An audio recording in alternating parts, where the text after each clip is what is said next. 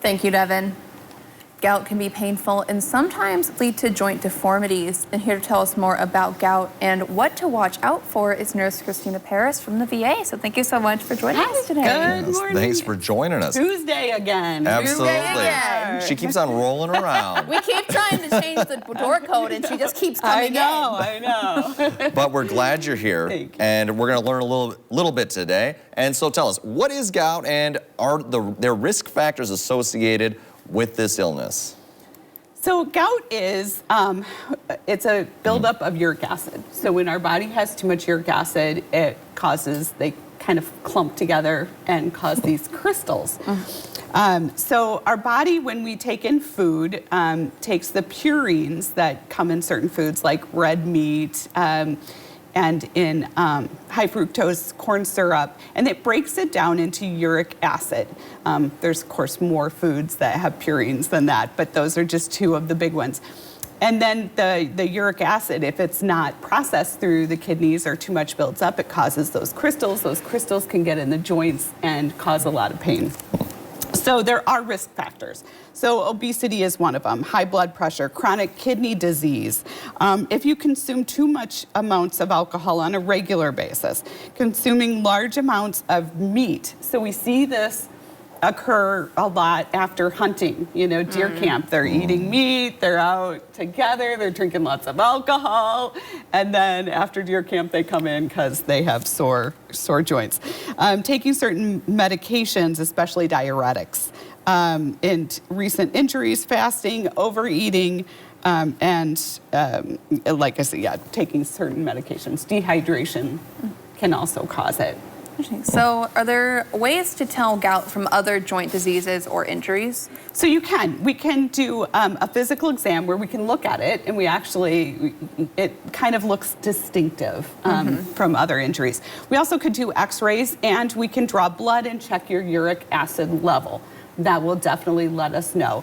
The difference between gout and other types of arthritis is gout comes on really suddenly. So within like 12 to 24 hours, you go from feeling fine to all of a sudden a joint hurts. It typically is in one joint, most often in the toe, but it can be in your knees and in your ankles and in different joints. Well, that's good to know. And how is this treated? So it's treated typically with, we can use medication like anti-inflammatories. We'll give colchicine short term to help bring down the inflammation.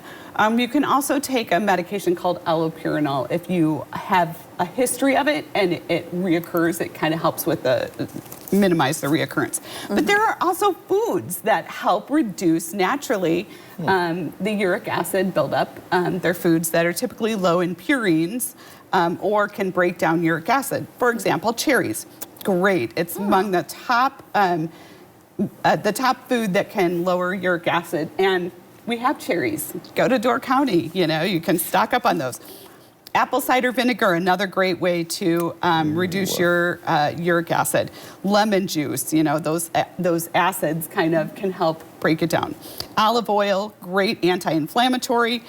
Eating organic eggs. I know people are out there getting their chicks for the spring, so great way to help too. Any kind of berry, blueberries, strawberries, cranberries, and we have tons of cranberries here too, another great resource nearby. Nuts, so Brazilian nuts and walnuts both contain low amounts of purines. Peanuts, however, are high, so you want to kind of stay away from those.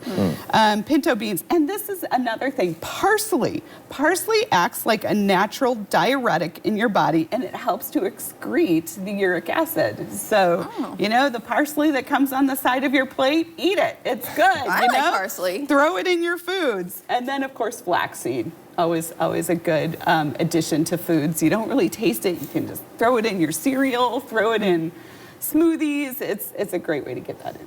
So there are ways to stay healthy. There are ways to stay healthy. And like a lot of these things are just kind of just things you throw in your food, like olive oil, flax seeds, parsley. Absolutely. It's just something that you just casually throw into the side. You could barely even taste it if you think you won't like it. Right, absolutely. So if you're at high risk, just increase those or add them into your diet, and it may be helpful in reducing those flare-ups.